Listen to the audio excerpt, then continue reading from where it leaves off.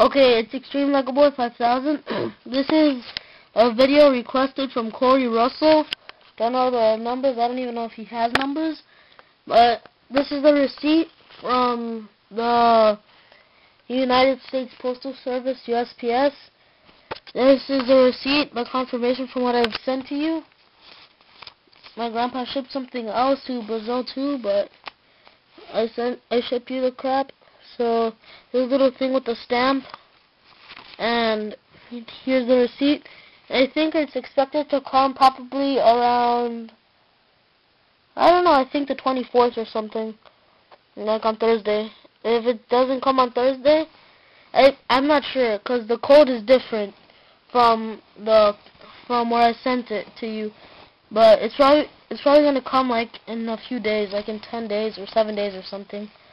So here it is. Thanks, and this is just to show proof that I sent it to you.